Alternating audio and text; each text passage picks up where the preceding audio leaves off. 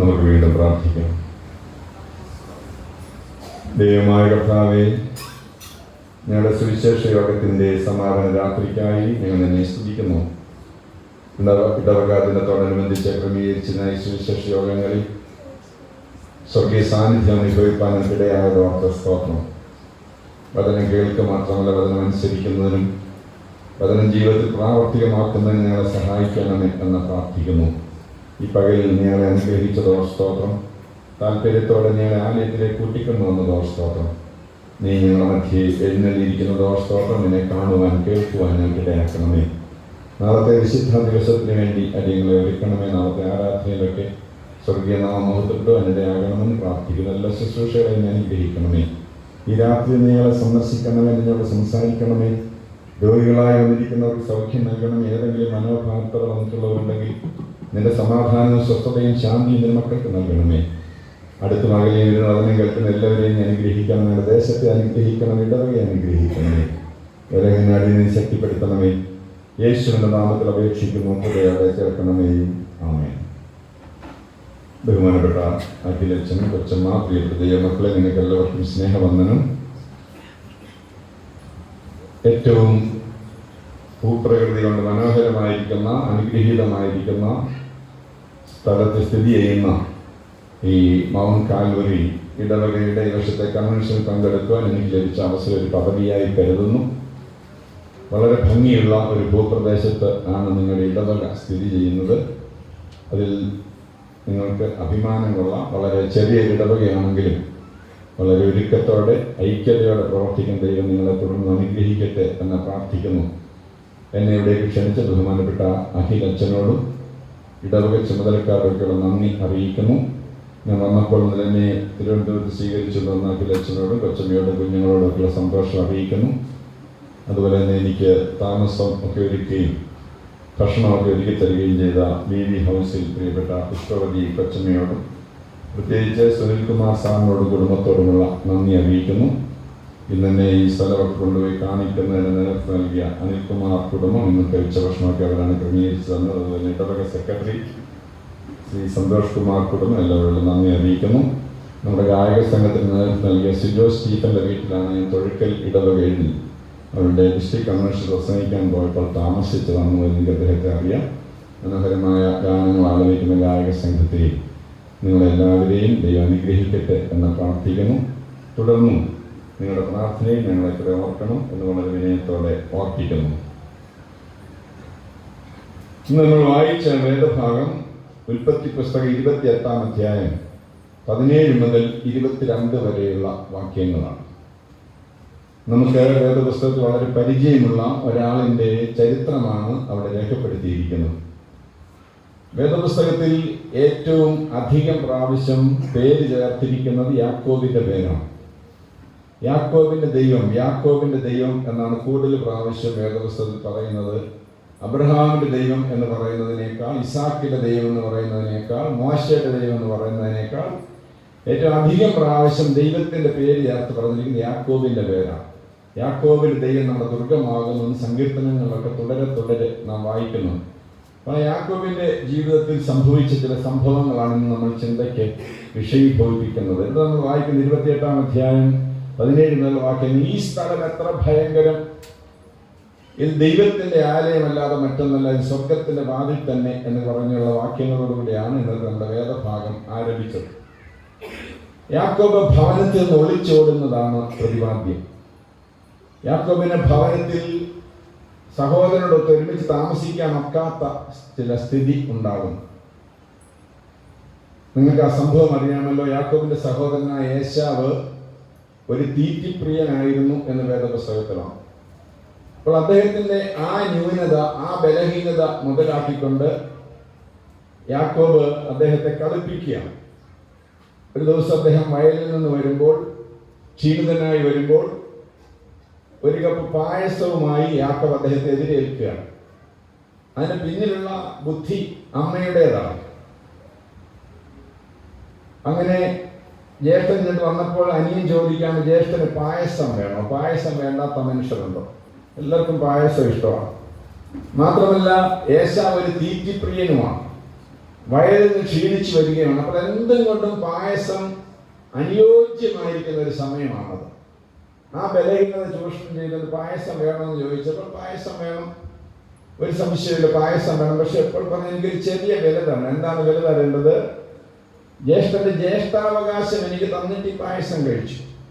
അപ്പോൾ ദേശാവിന് കുറച്ചുകൂടി ഇഷ്ടമായി. കാരണം ജ്യേഷ്ഠനായതുകൊണ്ടാണ് വയലിൽ പോകേണ്ടി വന്നത്. അപ്പോൾ അതും പോയി കിട്ടും, പായസം കിട്ടും. ഒന്നും ആലോചിക്കാതെ പറഞ്ഞു എനിക്ക് വേണം, ഇതാ ജ്യേഷ്ഠാവകാശം പിടിച്ചോ എന്ന് പറഞ്ഞിട്ട് ജ്യേഷ്ഠാവകാശം ഉപേക്ഷിച്ച് പായസം വാങ്ങിച്ച് കഴിച്ചു. ഇതിൻ്റെ എന്താണ് പ്രശ്നം? ഇതിന്റെ ആരാണ് തെറ്റുകാരൻ? എന്താണ് അവിടുത്തെ പ്രശ്നം? ആ സംഭവത്തിന്റെ ആത്മീയ അർത്ഥം എന്താണ്? ജ്യേഷ്ഠന് പായസം വേണോ ജ്യേഷ്ഠാവകാശം വേണോ എന്നുള്ളതാണ് ചോദ്യം. പായസം എന്ന് പറയുന്നത് ഭൗതികമായ അനുഗ്രഹമാണ്, ദൈവം നൽകുന്നതാണ്. എങ്കിലും ഭൗതികമായ അനുഗ്രഹമാണ് പായസം. ജ്യേഷ്ഠാവകാശം ദൈവികമായ അനുഗ്രഹമാണ്. ആരാണ് ജ്യേഷ്ഠൻ എന്നൊക്കെ നിശ്ചയിക്കുന്ന ദൈവമാണ്. അപ്പോൾ ഈ ചോദ്യത്തിന്റെ അർത്ഥം ജ്യേഷ്ഠന് ദൈവിക അനുഗ്രഹം വേണോ ഭൗതിക അനുഗ്രഹം വേണോ എന്നാണ്. പ്രോബ്ലം ഓഫ് ചോയ്സ്, തിരഞ്ഞെടുപ്പിൻ്റെതാണ് പ്രശ്നം. ഇങ്ങനെ ഒരു ചോദ്യം നമ്മുടെ മുമ്പിൽ വരുമ്പോൾ നമ്മൾ ഏതാണ് തിരഞ്ഞെടുക്കുന്നത്? ജ്യേഷ്ഠാവകാശം വേണോ, ദൈവിക അനുഗ്രഹം വേണോ, ഭൗതിക അനുഗ്രഹം വേണോ? ഏശാവ് ഒന്നും ആലോചിക്കാതെ ദൈവിക അനുഗ്രഹം ഉപേക്ഷിച്ച് ഭൗതികമായ അനുഗ്രഹം സ്വീകരിച്ചു. യാക്കോബ് ഭൗതികമായ അനുഗ്രഹം ഉപേക്ഷിച്ച് ദൈവികമായ അനുഗ്രഹം സ്വീകരിച്ചു. അതാണ് പ്രശ്നമായത്. എന്നാൽ ഈ സംഭവം കാരണം യാക്കോബിന് തുടർന്ന് അവിടെ ജീവിക്കാൻ ഒക്കാത്ത സ്ഥിതിയായി ആ വീട്ടിൽ. അങ്ങനെ യാക്കോബ് വീട്ടിൽ നിന്ന് ഒളിച്ചോടുകയാണ്. അമ്മ പറഞ്ഞു നീ പൊക്കോ, എൻ്റെ വീട്ടിലോട്ട് പൊക്കോ. അമ്മ വീട്ടിലോട്ട് യാക്കോബ് പോവാം. ജീവിതം ഒരു യാത്രയാണ്. എന്ത് യാത്രയാണ്? ജീവിതം ഒരു വിനോദയാത്രയല്ല. Life is not a picnic. ഇങ്ങനെ അടിച്ചു പൊളിച്ച് തിന്ന് കുടിച്ച് മതിച്ച് രസിച്ച് ചിരിച്ച് കളിച്ച് ജീവിച്ച് തീർക്കാനുള്ള ഒന്നല്ല ജീവിതം. ഇതൊരു വിനോദയാത്രയല്ല, ഇതൊരു വിലാപയാത്രയുമല്ല, എപ്പോഴും കരഞ്ഞു തീർക്കാനുള്ള ഒരു വിലാപയാത്രയുമല്ല. ഇത് ഒരു തീർത്ഥയാത്രയാണ്. ജീവിതം ഒരു തീർത്ഥയാത്രയാണ്, തീർത്ഥാടനം. Life is A pilgrimage. നമുക്ക് എത്തിച്ചേരുവാനായിട്ടൊരു ഇടമുണ്ട്, നമുക്കൊരു ലക്ഷ്യമുണ്ട്. തീർത്ഥയാത്രയുടെ പ്രത്യേകത അതാണ്. ലക്ഷ്യമുണ്ട്, അവിടെ എത്തുന്നതിന് ചില നിബന്ധനകളുണ്ട്. പാരീഷ് ഇടവക എന്നുള്ള പദത്തിന്റെ മൂലപദത്തിന്റെ അർത്ഥം ഗ്രൂപ്പ് ഓഫ് പിൽഗ്രിംസ് എന്നാണ്. തീർത്ഥാടക സമൂഹം. നാം തീർത്ഥാടക സമൂഹമാണ്.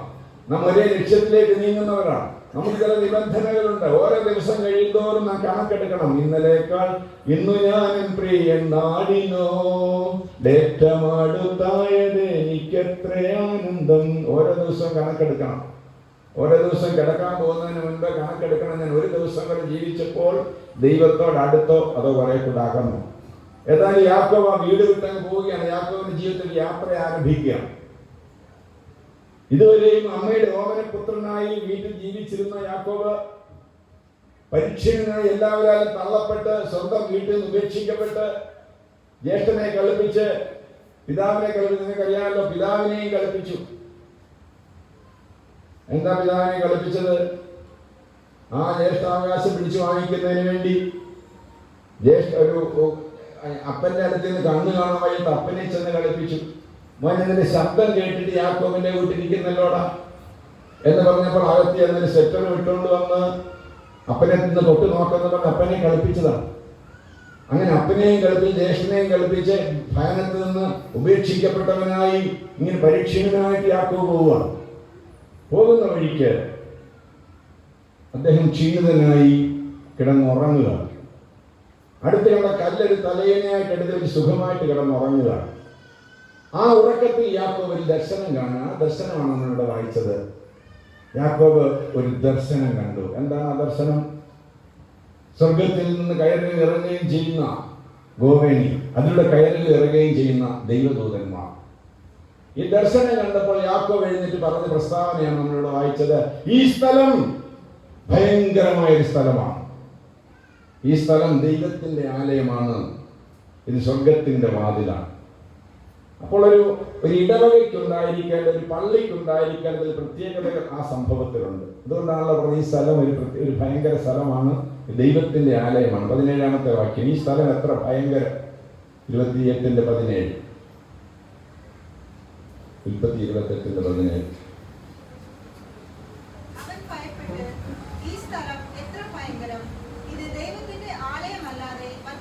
ഈ ദർശനം കണ്ട് ഞെട്ടി ഉണർന്ന യാക്കോബ് പറയുകയാണ്, ഈ സ്ഥലം എത്ര ഭയങ്കര ഒരു ദൈവത്തിന്റെ ആലയമാണ്. അപ്പോൾ ഒരു ദൈവത്തിന്റെ ആലയത്തിൽ ഉണ്ടായിരിക്കേണ്ട പ്രത്യേകതകൾ ഈ സംഭവത്തിൽ. നമ്മൾ ഇടവക നാളെ ഇടവക ദിനം ആചരിക്കുകയാണ് കേട്ടോ.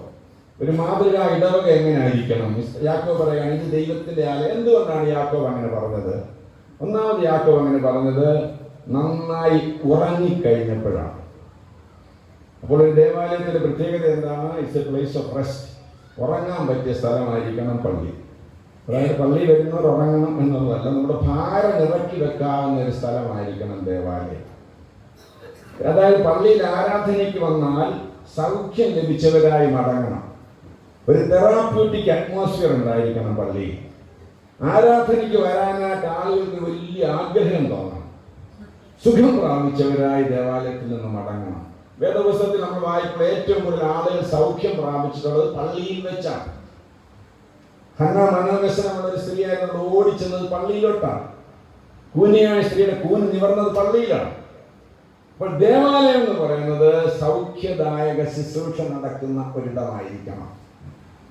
പണ്ടൊക്കെ ഈ റോഡുകളിൽ ചുമട് താങ്ങികളുണ്ടായിരുന്നു. ചുമട് താങ്ങികൾ വാഹനങ്ങളില്ലാതിരുന്ന കാലത്ത്, യാത്രാ സൗകര്യങ്ങളില്ലാതിരുന്ന കാലത്ത് ഭാര ചുമടുകളുമായി പോകുന്നവർക്ക് ആരുടെയും സഹായമില്ലാതെ ഭാരം ഇറക്കി വെക്കുന്നതിനും വെള്ളമൊക്കെ കുറിച്ച് ക്ഷീണം തീർത്ത് പിന്നെ യാത്ര തുടരുന്നതിനുമാണ് ചുമട് താങ്ങികൾ. അതുപോലെ ആയിരിക്കണം ദേവാലയം. പല കാരണങ്ങളാൽ ഭാരം വഹിച്ചുകൊണ്ടുള്ള ഈ ജീവിതയാത്രയിൽ നമ്മുടെ ഭാരം അല്പസമയത്തേക്ക് ഇറക്കി വെച്ച് ആശ്വാസം പ്രാപിക്കുന്ന ഇടമായിരിക്കണം ദേവാലയം. നമ്മുടെ ദേവാലയം എങ്ങനെയാണോ ഒരു മാതൃകാ ദേവാലയം അങ്ങനെ ആയിരിക്കണം. രണ്ടാമത് യാക്കോബ് പറയുന്നത് എന്താണ്? എപ്പോഴാണ് പറയുന്നത്? ദർശനം കണ്ടു കഴിഞ്ഞപ്പോഴാണ് പറയുന്നത്. സ്വർഗത്തോളം ഉയർന്നിരിക്കുന്ന ഗോവേണി, അതിലൂടെ കയറുകയും ഇറങ്ങുകയും ചെയ്ത ദൈവദൂതന്മാർ ദർശനം കണ്ടപ്പോഴാണ് പറയുന്നത് ഇതൊരു ദേവാലയം, it's A place of revelations. ദേവാലയം ദർശനങ്ങളുടെ സ്ഥലമായിരിക്കണം. ദർശനം കാണണം. ദർശനമില്ലായെങ്കിൽ ജനം മര്യാദ വിട്ട് നടക്കുന്നു. ആരെങ്കിലും മര്യാദ വിട്ട് നടക്കുന്നെങ്കിൽ ദർശനമില്ലാത്തത് കൊണ്ടാണ്. നമ്മുടെ യുവാക്കന്മാർ ദർശനം കാണുന്ന സ്ഥലമായിരിക്കണം ഇത്. യെശയ്യാവുണ്ടായ ദർശനത്തെ കുറിച്ച് നമ്മൾ യെശയ്യാവിന്റെ പുസ്തകത്തിൽ വായിക്കുന്നുണ്ട്. ഉസിയാ രാജാവ് മരിച്ചയാണ്ടിൽ കർത്താവ് ഉയർന്നും പൊങ്ങിയിരിക്കുന്ന സിംഹാസനത്തിൽ ഇരിക്കുന്നത് ഞാൻ കണ്ടു. കർത്താവ് നേരത്തെ ഉയർന്നും പൊങ്ങിയിരിക്കുന്ന സിംഹാസനത്തിലാണ് ഇരിക്കുന്നതെങ്കിലും ഞാൻ അത് കണ്ടത് ഉസിയാ രാജാവ് മരിച്ചയാണ്ടിലാണ്. എന്താണ് കാരണം? ഉസിയാ രാജാവ് ഇസ്രായേൽ ചരിത്രത്തിൽ ഒരു നല്ല രാജാവാണ്. ജനങ്ങളുടെ നന്മയ്ക്ക് വേണ്ടി പ്രവർത്തിക്കുന്ന രാജാവാണ്. ആ രാജാവ് നാട് നീങ്ങിയപ്പോഴാണ് അതിലും നല്ലവനായ ദൈവത്തെ ഞാൻ കണ്ടത്. പലപ്പോഴും ദൈവത്തിൽ നിന്ന് നമ്മളെ മറച്ചു പിടിക്കുന്നത് മോശപ്പെട്ട കാര്യങ്ങളല്ല, നല്ല കാര്യങ്ങളാണ്. നമ്മുടെ ദൃഷ്ടിയിൽ നല്ലതെന്ന് തോന്നുന്ന കാര്യങ്ങളാണ് പലപ്പോഴും ദൈവത്തിൽ നിന്ന് നമ്മളെ മറച്ചു പിടിക്കുന്നത്. കർത്താവ് പറഞ്ഞല്ലോ, മണിയറ ഒരുങ്ങിയിരിക്കുന്നു, ക്ഷണിക്കപ്പെട്ടവരെയൊക്കെ പോയി വിളിച്ചുകൊണ്ടുവരിക. പോയവരെന്താ വന്ന് പറഞ്ഞത്? ആദ്യത്തെ കൂട്ടർ വന്ന് പറഞ്ഞ കർത്താവ് അവർ വരത്തില്ല. അന്തരത്തിൽ കാണാൻ ഇപ്പൊ കല്യാണം കഴിച്ചു. കല്യാണം കഴിക്കുന്ന മോശമാണ്, നല്ലതല്ലേ? രണ്ടാമത്തെ കൂട്ടർ എന്താണെന്ന് പറഞ്ഞത്? അവര് പറഞ്ഞ നിലം വാങ്ങിച്ചത് പേരിക്കൂട്ടാൻ പോയേക്കുക. മൂന്നാമത്തെ കൂട്ടർ എന്താ പറഞ്ഞത്? കാളയെ വാങ്ങിച്ച് അതിനെ കാണാൻ പോയേക്കുകയാണ്. ഇത് നല്ല കാര്യങ്ങളാണ്. അവരാരും ഷാപ്പിൽ പോയത് കൊണ്ട് വരാതിരുന്നില്ല. അവരുടെ ദൃഷ്ടിയിൽ നല്ലതെന്ന് തോന്നുന്ന കാര്യങ്ങളാണ് അവർക്ക് അനർത്ഥം വരുത്തിയത്. നമ്മുടെ ജീവിതത്തിൽ അങ്ങനെ സംഭവിക്കാം. ചില നല്ല കാര്യങ്ങൾ, ഏതെന്ന് തോട്ടത്തിലെ ഏറ്റവും നല്ല പഴത്തിന്റെ നല്ല വൃക്ഷത്തിന്റെ ഫലമല്ലേ തിന്നുന്നത്? ഏറ്റവും നല്ല വൃക്ഷത്തിന്റെ ഫലമാണ് വരുന്നത്. അതാണ് കുഴപ്പമായി തീർന്നത്. നല്ലതിനെ സൂക്ഷിക്കണം. ഫസ്റ്റിന്റെ ഓപ്പോസിറ്റ് എന്താണ്? ഇംഗ്ലീഷിലൂടെ പഠിപ്പിക്കാം. ഫസ്റ്റിന്റെ ഓപ്പോസിറ്റ് ലാസ്റ്റ് അല്ല. ഫസ്റ്റും ലാസ്റ്റും തമ്മിൽ ഒരു മത്സരമില്ല. ഫസ്റ്റിന്റെ ഓപ്പോസിറ്റ് സെക്കൻഡാണ്. ഫസ്റ്റ് എപ്പോഴും മത്സരിച്ചുകൊണ്ടിരിക്കുന്നത് സെക്കൻഡിനോടാണ്. ലാസ്റ്റ് ഭാഗം കിടക്കുന്നു. ലാസ്റ്റും ഫസ്റ്റും തമ്മിൽ ഒരു മത്സരവും ഇല്ല. പലപ്പോഴും നമ്മൾ ഈ സെക്കൻഡിനെയാണ് ഫസ്റ്റാക്കി എടുക്കുന്നത്. അതുകൊണ്ട് നല്ലതിനെ സൂക്ഷിക്കണം. ഉസിയാ രാജാവ് മരിച്ചയാൾ ഞാൻ ദൈവത്തെ കണ്ടു. അതാണ് ദർശനത്തിന്റെ ആദ്യത്തെ. രണ്ടാമത് പറഞ്ഞത് എന്താണ്? ഞാൻ പിന്നെ എന്നെ കണ്ട്, ഞാൻ ശുദ്ധിയില്ലാത്ത മനുഷ്യനാണ്. ദൈവത്തെ കണ്ടാൽ പിന്നെ അവനവനെയാണ് കാണേണ്ടത്. ഇപ്പോൾ ആർക്കെങ്കിലും ദൈവത്തെ കണ്ടാൽ പിന്നെ അയൽവക്കക്കാർ കടന്നു കൊടുക്കുന്നു. മൈക്കും വാടകയ്ക്ക് ഞങ്ങൾ ദൈവത്തെ കണ്ട് ഞങ്ങൾ മാത്രമേ ശബ്ദത്തിൽ പോകും. അത് കള്ള ദർശനമാണ്. നിങ്ങളെല്ലാം നരകത്തിൽ പോകുന്നത് കള്ള ദർശനമാണ്. അവനവനെയാണ് ആദ്യം കാണേണ്ടത്. മൂന്നാമതാണ് പറയുന്നത്, ഞാൻ ശുദ്ധിയില്ലാത്ത മനുഷ്യനും നടുക്കാണ് താമസിക്കുന്നത്. മാത്രമല്ല, അപ്പോൾ ഞാൻ ഒരു ചോദ്യം കേട്ടു. എപ്പോഴാണ് ചോദ്യം കേട്ടത്? ഈ ദർശനം കണ്ടപ്പോഴാണ് ഞാൻ ചോദ്യം കേട്ടത്. ഞാൻ ആരെ അയക്കേണ്ടു? ആർ നമുക്ക് വേണ്ടി പോകും? ആ ചോദ്യം നേരത്തെ ദൈവം ചോദിച്ചുകൊണ്ടിരിക്കുകയാണ്. പക്ഷെ ഞാനത് കേട്ടത് ഞാൻ ദർശനം കണ്ടപ്പോഴാണ്. ഇടവയ്ക്ക് 5 വർഷമായി. ഇതുവരെ ഇവിടെ ഒന്നൊരു അച്ഛനോ സുവിശേഷനോ ഉണ്ടായിട്ടില്ല. ഉണ്ടോ? സുവിശേഷം ഉണ്ടോ? എവിടെ ഉണ്ട്? ശൂശി വെച്ചോണ്ടിരിക്കുക. ദർശനമുള്ളിടത്ത് നിന്ന് മാത്രമേ അടിയനെ അയക്കണമേ. ആ ദർശനം കണ്ടപ്പോഴാണ് യെശയ്യാ പറഞ്ഞ അടിയനെ അയക്കണം. പ്രിയപ്പെട്ടവരെ, നമ്മുടെ ഇടവക ദർശനങ്ങളുടെ ഉറവിടമായിരിക്കണം. Is a place of revelations. മൂന്നാമത് യാക്കോബ് പറയുകയാണ്, ഇന്നു മുതൽ ഞാൻ ദൈവവേദിയിലായി ജീവിക്കും. Is a place of response. ദേവാലയങ്ങൾ റെസ്പോൺസിന്റെ, മറുപടിയുടെ, പ്രതികരണത്തിന്റെ ഇടമാകണം. ദൈവത്തെ കണ്ടവരാരും വന്ന വഴിയെ പോയിട്ടില്ല. ഒരു പുതിയ വഴി തിരഞ്ഞെടുക്കും. നമ്മുടെ ഇടവക അങ്ങനെ ആകട്ടെ. ഇടവകയ്ക്ക് രൂപാന്തരം സംഭവിക്കണം. പിന്നീട് രൂപാന്തരം വേണ്ടത് കുടുംബങ്ങൾക്കാണ്. എന്തുകൊണ്ടാണ് യാക്കോബിനും ഏശാവിനും ആ വീട്ടിൽ താമസിക്കാൻ ഒക്കാത്തത്? അമ്മയും അപ്പനും മക്കളെ അങ്ങ് വീതിച്ചെടുക്കും. അങ്ങനെ ചില കുടുംബങ്ങളാണ്. ഇവിടെ അമ്മയ്ക്ക് ഇഷ്ടം ഇളയ മകനോടും അപ്പന് ഇഷ്ടം മൂത്ത മകനോടും. അങ്ങനെ മക്കളെ വീതം ചോദിച്ചാൽ പിന്നെ ഒരുമിച്ച് താമസിക്കാൻ ഒക്കത്തില്ല. നമ്മുടെ കുടുംബങ്ങളൊക്കെ ഒരു രൂപാന്തരം. നമ്മുടെ മക്കൾക്ക് താമസിക്കാൻ ഒക്കുന്ന സ്ഥിതി ഉണ്ടാകണം നമ്മുടെ കുടുംബങ്ങൾ. നിനക്ക് ബന്ധത്തിന്റെ കുറവാണ്. ഇവിടെ 4 നേരം ഭക്ഷണം ഇല്ലയോ? വലിയ മെത്ത ഇല്ലയോ? പൾസർ ബൈക്ക് ഇല്ലയോ? ഈ മെത്തയും 3 ഒക്കെ ഹോട്ടലിലും കിട്ടും. അതും വീട് തമ്മിൽ വ്യത്യാസം. നമ്മുടെ മക്കൾക്ക് ജീവിക്കാൻ ഒക്കുന്ന ഇടമാകണം കുടുംബങ്ങൾ. കുടുംബങ്ങൾ രൂപാന്തരപ്പെടണം. എങ്ങനെ രൂപാന്തരപ്പെടണം? കുടുംബങ്ങൾ ഒരു സെമിനാരി ആകണം. സെമിനാരി എന്ന് പറഞ്ഞാൽ എന്താ? കേട്ടുണ്ടോ? സെമിനാരി എന്ന് കേട്ടുണ്ടോ? കണ്ണമ്മൂല സെമിനാരി അല്ലേ? സെമിനാരി എന്ന് പറഞ്ഞാൽ എന്താ?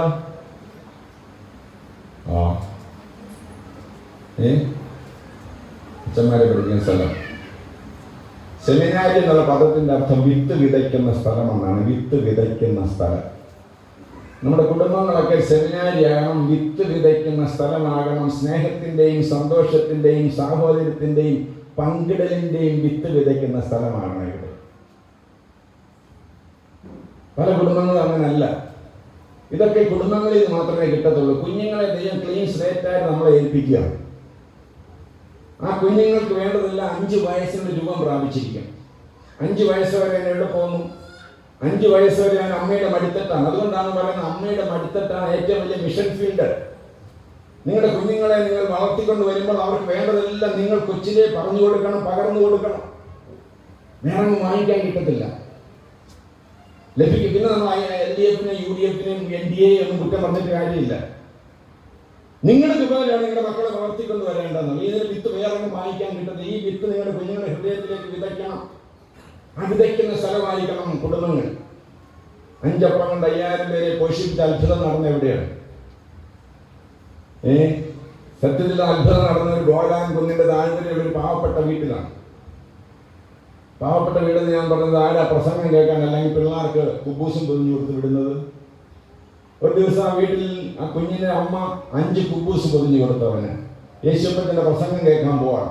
എന്തിനാണ് 5 കുബൂസ്? പിള്ളേരെ ഒന്നുപോലും തിന്നത്തില്ല, ഒരെണ്ണം പോലും തിന്നത്തില്ല. ഇന്നത് 5 എണ്ണം കൊടുത്തത് മോന്റെ അടുത്ത് വലിയൊരു വിശന്നിരിപ്പുണ്ടെങ്കിൽ അവർക്കൂടെ കൊടുക്കണം.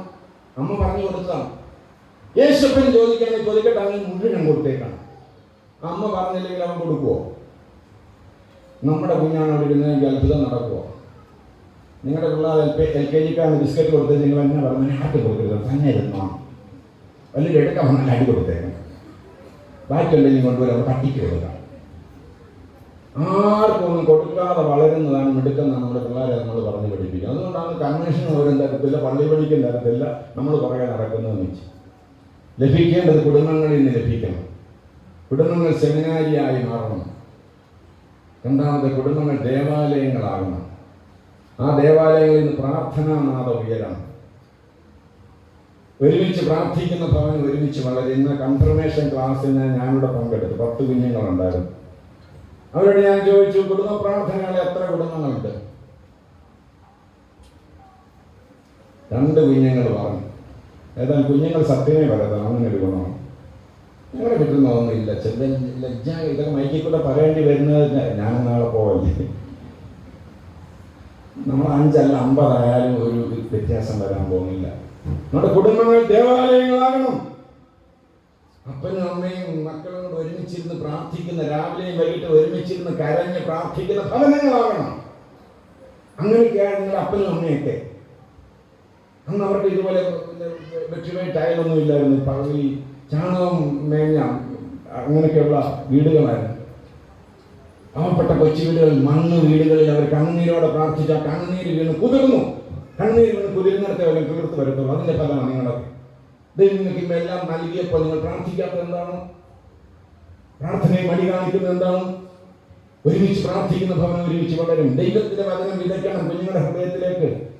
ഹൈന്ദവ പുരാണത്തിലൊരു കഥയുണ്ട്, കാളിയൻ സർപ്പത്തിന്റെ കഥ. ആ കാളിയൻ സർപ്പം താമസിക്കുന്നത് കാളിന്തി നദിയിലാണ്. കാളിന്തി നദിയിൽ താമസിക്കുന്ന ആ കാളിയൻ സർപ്പത്തിന്റെ അതിഭീകരമായ വിഷം കലർന്നിട്ട് ആ കാളിന്തി നദി ഒഴുകുന്ന ഇരുകരകളിൽ നിൽക്കുന്ന വൃക്ഷങ്ങളെല്ലാം കരിഞ്ഞു പോകാൻ അത്ര മാരകമാണ് ആ വിഷം. എല്ലാ വൃക്ഷങ്ങളും കരിഞ്ഞിട്ടും ഒരു നീല കടമ്പ് മാത്രം പൂത്തുലഞ്ഞു നിൽക്കുന്നു. വെള്ള പൂക്കളുമായി നിറഞ്ഞു നിൽക്കുന്നു. എല്ലാ വൃക്ഷങ്ങളും കരിഞ്ഞിട്ടും ഈ കടമ്പ് മാത്രം എന്താണ് കരിയാത്തത്? പാലാഴി കടഞ്ഞപ്പോൾ കിട്ടിയ അമൃതമായി ഗരുഡൻ പറന്നു പോകുമ്പോൾ അമൃതം നിറഞ്ഞ കുടത്തിൽ നിന്ന് 1-2 തുള്ളി അമൃതം തുള്ളി വീണതാണ് നീലക്കടമ്പിൽ. അമൃത് വീണതായ ഈ കടമ്പ് ഏത് വിഷമേറ്റാലും കരിയത്തില്ല. ദൈവവചനമാണ് അമൃത് പകർന്നു നമ്മുടെ കുഞ്ഞുങ്ങളെ എവിടെ വേണേലും ഇട്ട് അവർ കരിയത്തില്ല. കരിഞ്ഞു വാടിപ്പോകുന്ന ലോകമാണിത്. നമ്മുടെ കുടുംബങ്ങളിൽ നിന്ന് അത് കിട്ടണം. പ്രാർത്ഥിക്കണം. മാർത്തോമാ സഭയുടെ മെത്രാപ്പോലീത്ത ആയിരുന്ന അലക്സാണ്ടർ മാർത്തോമാ മെത്രാപ്പോലീത്ത വലിയ പ്രാർത്ഥനാ മനുഷ്യനായിരുന്നു. അദ്ദേഹത്തിന്റെ പിതാവ് ഒരു അച്ഛനായിരുന്നു. ആ അലക്സാണ്ടർ മാർത്തോമാ തിരുമേനി ഒരിക്കൽ അച്ഛന്മാരുടെ മീറ്റിങ്ങിൽ വെച്ച്, മാർത്തോമാ സഭയിലെ അച്ഛന്മാരുടെ ജനറൽ മീറ്റിങ്ങിൽ വെച്ച് ചടൽക്കുന്നി വെച്ച് തിരുമേനി പറയുകയാണ്, എൻ്റെ മാതാപിതാക്കൾ എന്നെ പ്രാർത്ഥിക്കാൻ പഠിപ്പിച്ചില്ല. ഞങ്ങൾ വിചാരിച്ച് തിരുമേനിക്ക് ഓർമ്മപ്പശകാണ്, പ്രായത്തിൻ്റെ ഓർമ്മപ്പശകാണ്. പക്ഷെ തിരുമേനി പിന്നെയും പറയുകയാണ്, എൻ്റെ മാതാപിതാക്കൾ എന്നെ പ്രാർത്ഥിക്കാൻ പഠിപ്പിച്ചില്ല. ഇതെന്തായാലും വിശദീകരിച്ചു. അദ്ദേഹത്തിൻ്റെ എന്നെ പറഞ്ഞത് അദ്ദേഹത്തിൻ്റെ അച്ഛനായിരുന്നു. തിരുമേനി പറയുകയാണ്, വെളുപ്പിന് 4 മണിയാകുമ്പോൾ എൻ്റെ നെറ്റി നനഞ്ഞ് ഞാൻ ഞെട്ടി ഉണർന്ന് നോക്കുമ്പോൾ എൻ്റെ തലയ്ക്ക് കൊമ്പിട്ട് പ്രാർത്ഥിക്കുന്ന അപ്പച്ചൻ്റെ കണ്ണുനീര് വീണ് എൻ്റെ നെറ്റി നനഞ്ഞിട്ടുണ്ട്. കാൽക്കൽ കൊമ്പിട്ട് പ്രാർത്ഥിക്കുന്ന അമ്മച്ചിയുടെ കണ്ണുനീര് വീണ് എൻ്റെ കാൽപാദം നനഞ്ഞിട്ടുണ്ട്. എൻ്റെ മാത്രമല്ല, മൂത്ത മകനാണ് ഞാൻ.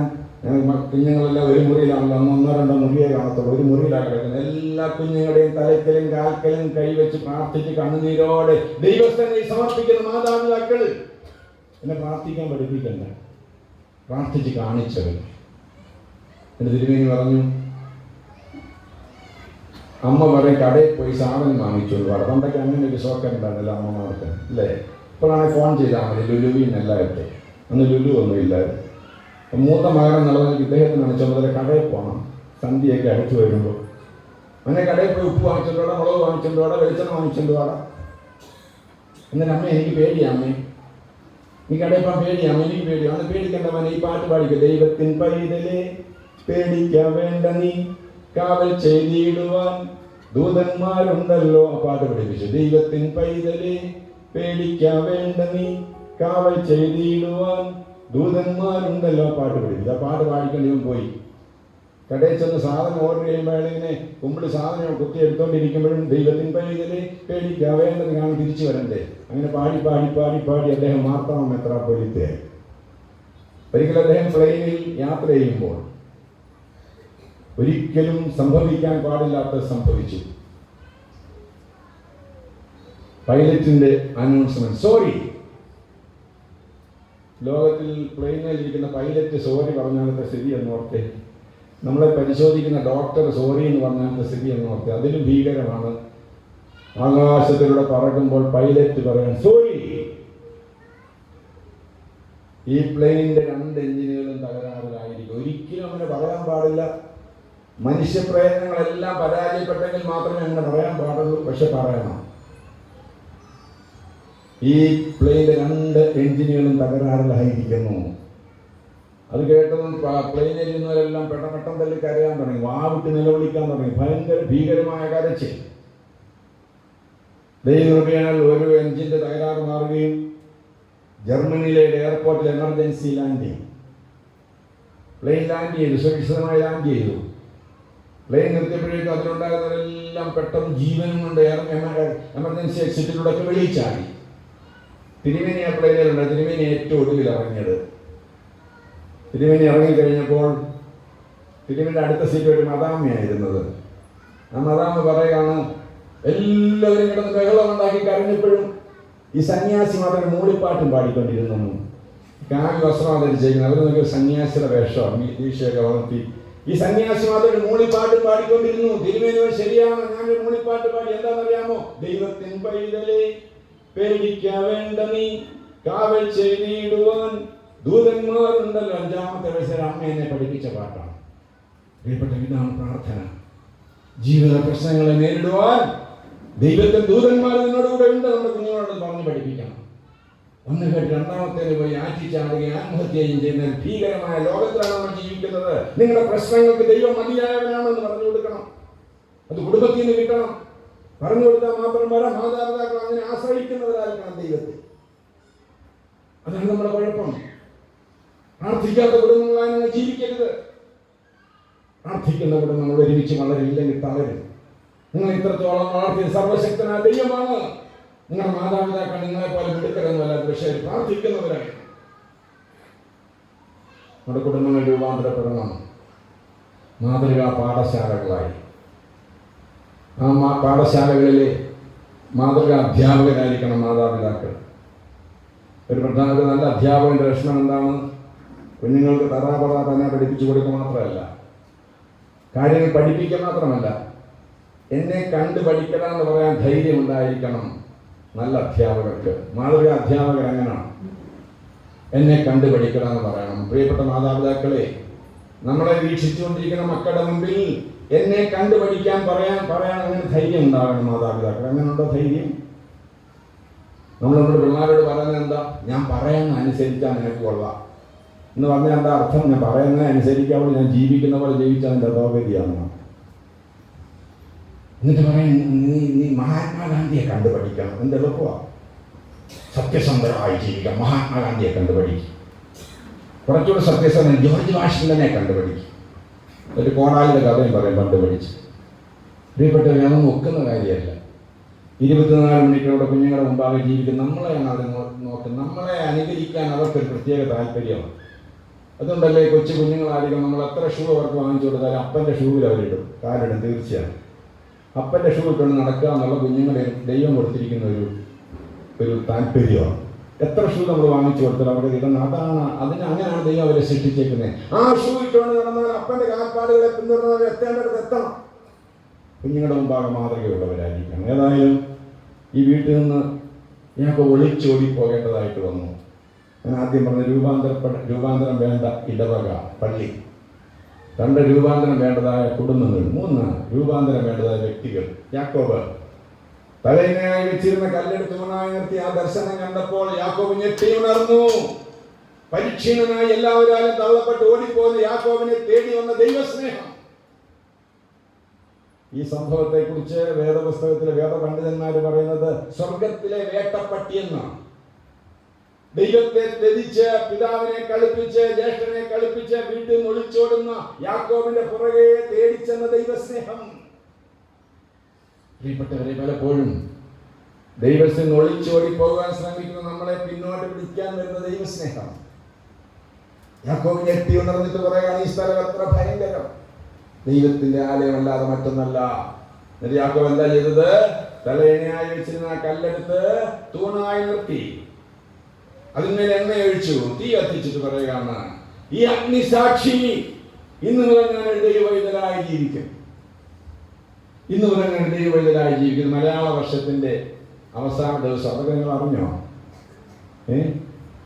ആർക്കറിയും? മലയാള വർഷമൊന്നും ആർക്കും അറിയത്തില്ല. മറ്റന്നാൾ ആണ്ടുകാർക്ക് 1-ാം തീയതിയാണ്, ചിങ്ങമാസം 1-ാം തീയതിയാണ്. ഒരു മലയാള വർഷം അവസാനിക്കുകയാണ്. പ്രിയപ്പെട്ടവരെ, നല്ല തീരുമാനങ്ങൾ എടുക്കാൻ നല്ല സമയം. പുതിയ വർഷം ആരംഭിക്കാൻ പോവാണ്. യാക്കോബ് ഒരു തീരുമാനത്തിന്റെ കൽത്തൂൺ നാട്ടി, മാനസാന്തരത്തിന്റെ കൽത്തൂൺ. നമ്മുടെ ജീവിതത്തിൽ അവശ്യം നാട്ടേണ്ട ഒന്നാണിത്. ഇന്ന് മുതൽ ഞാൻ ഒരു ദൈവവൈതലായി ജീവിക്കും. ദൈവം എന്നെ തേടി പിടിച്ചിരിക്കുന്നു. ദൈവം എന്നെ തേടി വന്നിരിക്കുന്നു. ദൈവത്തെ മറന്ന്, ദൈവത്തെ ദുഃഖിപ്പിച്ച്, ഭവനത്തെ ദുഃഖിപ്പിച്ച് ഒളിച്ചോടിപ്പോയി എന്നെ തേടി ദൈവം വന്നിരിക്കുന്നു. ആ ദൈവവൈതലായി ഞാൻ ജീവിക്കും. Well begun is half done. ഒരു തീരുമാനത്തിന്റെ കൽത്തൂൺ നാട്ടുക, മാനസാന്തരത്തിന്റെ കൽത്തൂൺ നാട്ടുക. ഇതുവരെയും ആ കൽത്തൂൺ നാട്ടിയിട്ടില്ലെങ്കിൽ പുതുതായി നാട്ടുക. അഥവാ അത് പിഴുതു പോയിട്ടുണ്ടെങ്കിൽ ഒന്നുകൂടെ നാട്ടുക. ഈ കൽത്തൂൺ നാട്ടുക ഒരു മൈൽ സ്റ്റോണായി മാറണം. ദൈവത്തിന്റെ സന്ദർശനം യാക്കോബിന്റെ ജീവിതത്തിൽ ഒരു നാഴികക്കല്ലായി മാറി. ഇങ്ങനത്തെ അനുഭവങ്ങൾ നമ്മുടെ ജീവിതത്തിലില്ലേ? പലപ്പോഴും നമ്മൾ തീരുമാനിച്ചില്ലേ, ഒരു പക്ഷേ നമ്മുടെ കുഞ്ഞ് ഐസിയിൽ കിടന്നപ്പോഴാകാം, എന്റെ കുഞ്ഞിനെ ജീവനോടെ തന്നാൽ ദൈവമേ, ഞാൻ ഇന്നൊരു ദൈവവൈദ്യരായി ജീവിച്ചുകൊള്ളാം, എന്റെ കുഞ്ഞിനെ എങ്ങനെ വളർത്തിക്കൊള്ളാം. എത്രയോ പ്രാവശ്യം തീരുമാനിച്ചിട്ട് ആ തീരുമാനത്തിന്റെ കല്ല് പിഴുതു പോയിട്ടില്ലേ? എത്രയോ പ്രാവശ്യം ദൈവം തീരുമാനമെടുത്തവരാണ്. അത് പിഴുതു പോയിട്ടുണ്ടെങ്കിൽ ഒരു തീരുമാനത്തിന്റെ കൽത്തൂൺ നാട്ടുക. ഞാൻ പറഞ്ഞല്ലോ, മാനസാന്തരം വേദനാജനകമാണ്. മാനസാന്തരപ്പെടുമ്പോൾ വേദനയെടുക്കും. മുടിയനായ പുത്രന് സുബോധം വന്നപ്പോൾ പറയാണ്, ഞാൻ എഴുന്നേറ്റ് അപ്പന്റെ അടുക്കൽ പോകും. റെസല്യൂഷൻ, ഒരു തീരുമാനം എടുക്കണം. നമ്മളാണ് ആ തീരുമാനം എടുക്കേണ്ടത്. ആ തീരുമാനം എടുക്കുക എന്ന് പറഞ്ഞാൽ നല്ല ബുദ്ധിമുട്ടുള്ള കാര്യമാണ്, വേദനാജനകമാണ്. ഒരുപാട് കാര്യങ്ങൾ ഉപേക്ഷിക്കേണ്ടതായിട്ട് വരും, നോവും. ഞാൻ പറഞ്ഞല്ലോ, എൻ്റെ പിതാവ് നന്നായിട്ട് നൊന്തു, പക്ഷേ ഞാൻ പോകും. ഇന്ന് മുതൽ ഞാൻ ദൈവവൈതലായി ജീവിക്കും. എന്തെല്ലാം അനർത്ഥങ്ങൾ, എന്തെല്ലാം നഷ്ടങ്ങൾ ജീവിതത്തിൽ സംഭവിച്ചാലും ഈ ഒരു തീരുമാനം എടുക്കണം പ്രിയപ്പെട്ടവരെ. ഇതുവരെ ആ തീരുമാനം എടുത്തിട്ടില്ലെങ്കിൽ ഈ രാത്രി തീരുമാനത്തിൻ്റെ രാത്രിയായി തീരട്ടെ. ഇന്ന് മുതൽ ഞാൻ ദൈവവൈതലായി ജീവിക്കും. ഞാൻ എവിടെ പോയാലും അവൻ ദശാംശം കൊടുക്കും. അവനെൻ്റെ പിതാവായിരിക്കും, ഞാൻ അവൻ്റെ മകനായിരിക്കും. ഈ തീരുമാനം എടുത്തിട്ട് യാക്കോബ് വീണ്ടും യാത്ര തുടരുകയാണ്. ഞാൻ പറഞ്ഞത് ജീവിതം ഒരു യാത്രയാണ്. അങ്ങനെ ആ യാത്ര പദ്ദൻ അരാമിൽ ചെന്നെത്തി. ലാബാന്റെ വീട്ടിൽ അവിടെ ചെന്നെത്തിയപ്പോൾ ആ സംഭവം നിങ്ങൾക്ക് അറിയാമെന്ന് ഞാൻ വിചാരിക്കും. അറിയത്തില്ലെങ്കിൽ വായിക്കണം. 28 മുതൽ അധ്യായം നിങ്ങളൊന്ന് വീട്ടിൽ പോയി വായിക്കണം. ഒറ്റ ഇരിപ്പിന് വായിച്ചു തീർക്കാവുന്ന വളരെ മനോഹരമായി രേഖപ്പെടുത്തിയ സംഭവം, കഥ പോലെ രേഖപ്പെടുത്തിയ സംഭവങ്ങളാണ്. അത് അമ്മാവൻ്റെ വീടാണ്. അവിടെ ചെന്നപ്പോൾ 2 പെൺമക്കളാണ് അമ്മാവൻ.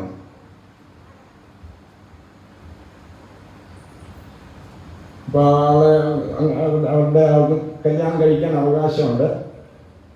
യാക്കോബ് പറഞ്ഞു, അങ്ങനൊന്നും അപ്പൻ ലാബാൻ പറഞ്ഞു, അങ്ങനൊന്നും കല്യാണം കഴിപ്പിക്കത്തില്ല, നിന്നെ ഒന്ന് പഠിച്ചിട്ടേ കല്യാണം കഴിപ്പിക്കത്തുള്ളൂ. മുറപ്പെണ്ണുങ്ങൾ ആ സിസ്റ്റമൊക്കെ അന്ന് നിലവിലുള്ള കാലത്താണ്.